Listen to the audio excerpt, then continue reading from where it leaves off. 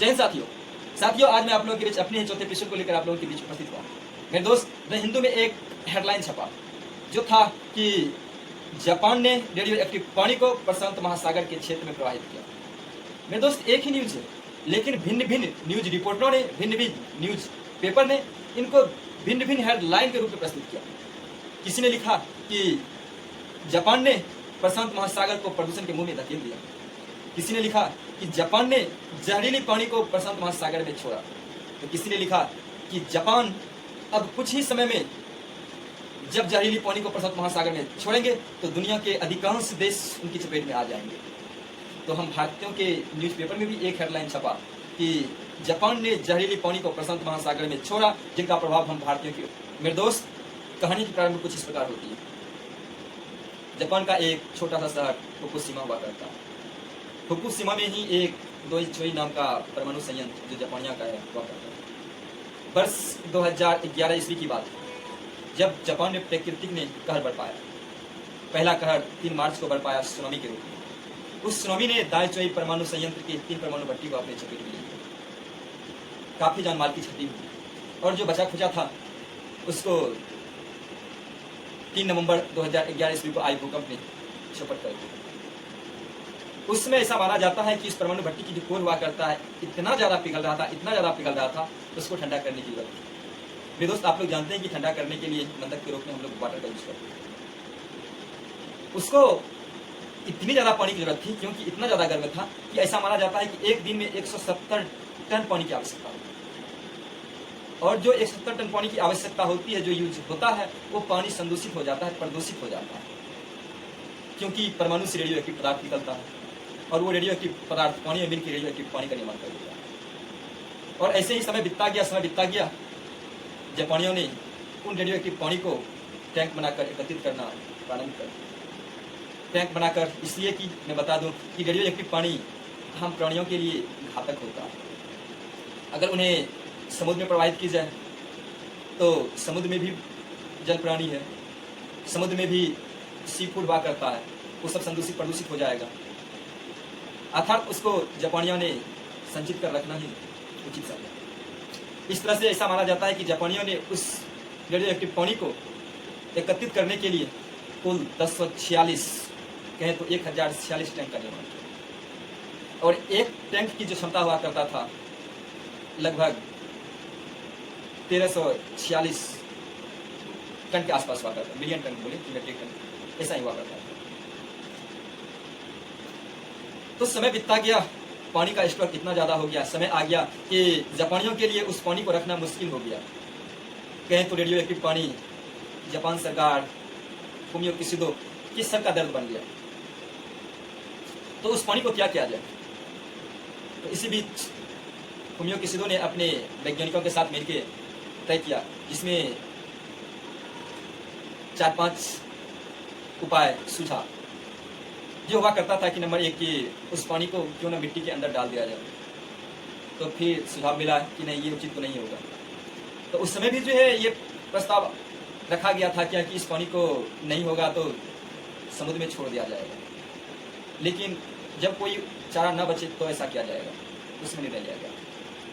तो एक ये भी न्यूज उभर के आता था कि जापान ने सोच रहा है कि उस रेडियो एक्टिव पानी को पृथ्वी के परत के अंदर इंजेक्ट कर देगा। ऐसे ही बहुत सारे उपायों की चर्चा होती थी।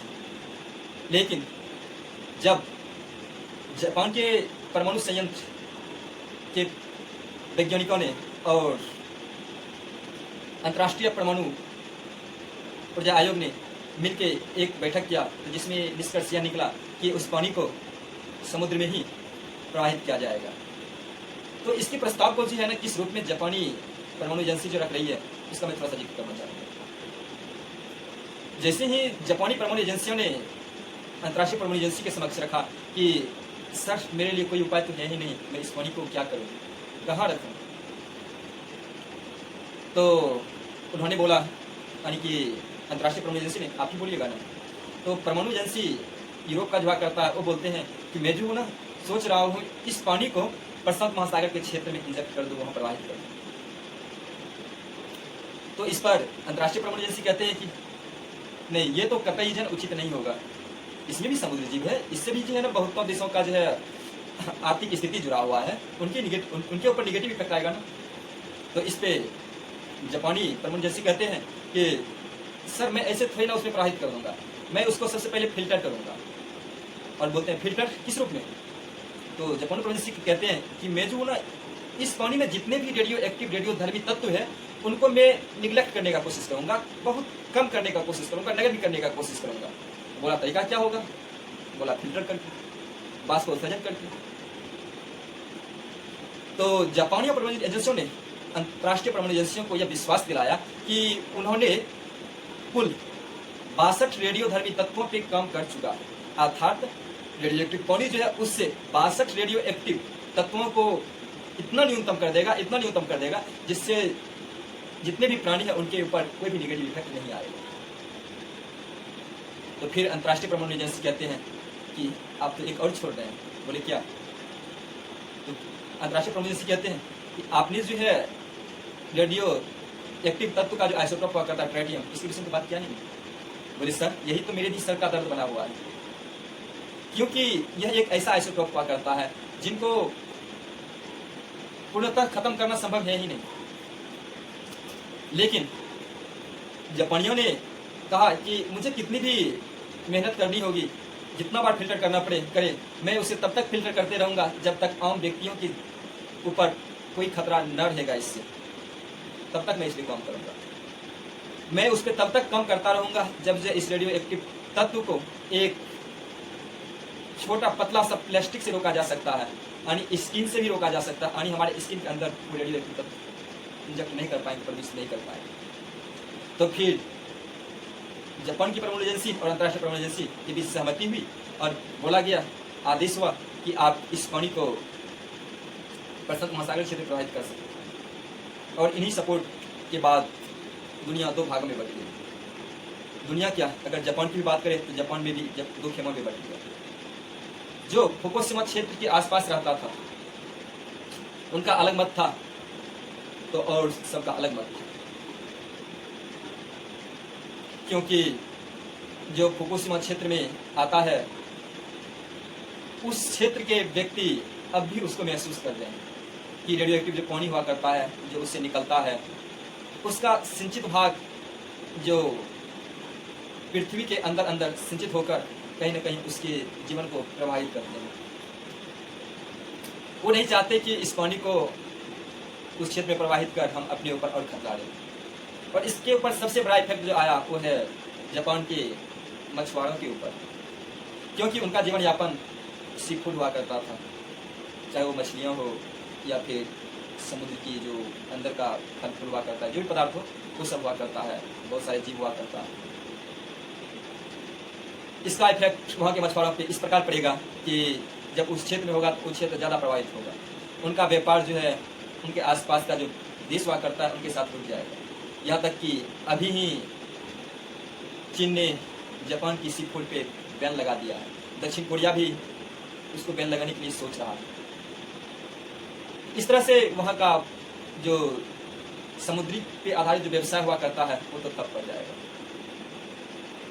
और दक्षिण कोरिया भी इसको मना कर रहा है। कारण क्या, इसका प्रभाव ऐसा माना जाता है कि दक्षिण कोरिया पे भी पड़ेगा, इंडोनेशिया भी पड़ेगा। यहाँ तक कि द हिंदू का ही आर्टिकल है और आज तक भी ये कह रहा है कि इसका प्रभाव हम भारतीयों के ऊपर भी पड़ेगा। तो मेरे दोस्त, निश्चित ही कुछ ना कुछ तो प्रभाव पड़ेगा ही। लेकिन जो उनका विपक्ष का है उनका मानना यह भी है कि जापानी सरकार ट्राइटियम को बढ़ावा देकर बाकी 62 तत्वों के ऊपर पर्दा डालना चाहते हैं। वो ये सोच रहे हैं कि हम जो है ट्राइटियम का मुद्दा बना के बाकी पे कुछ कम भी करेंगे तो चलेगा। वहाँ के स्थानीय लोगों का ये मानना है। फिर जब उसका एक सपोर्टर हुआ करता है, जो सपोर्ट हुआ करता है, उनका कहना है कि ट्राइटियम से को जब ट्राइटियम को फिल्टर करके इतना निगलेक्ट कर देगा, उनका प्रभाव हम जनमानस पे पड़ेगा ही नहीं, तो समुद्र में ही प्रवाहित कर देनी चाहिए। वैसे भी जब वो पानी सिंचित रहेगा, जमा रहेगा, तो आने वाले दिन की और तो खतरा ही है ना। अंततः उस पानी को छोड़ने की मंजूरी मिल ही गई और आज सुनते हैं कि 20 मिनट तक का खबर है कि जापानी परमाणु एजेंसी के जो प्रोफेसर हुआ करता है वो कहते हैं कि अभी तक सब चीज़ निर्बाध चल रहा है, सही चल रहा है। फिर देखते हैं कि इसका इफेक्ट क्या आता है, क्या इसका इफेक्ट हम लोगों के ऊपर भी आता है, समुद्री जीवों पे भी पड़ता है। वो आगे खबर जब निकल के आएंगे तो फिर मैं आप लोगों के बीच इसको लेके आऊँगा। मिलते हैं फिर कभी अगले स्टोरी के साथ।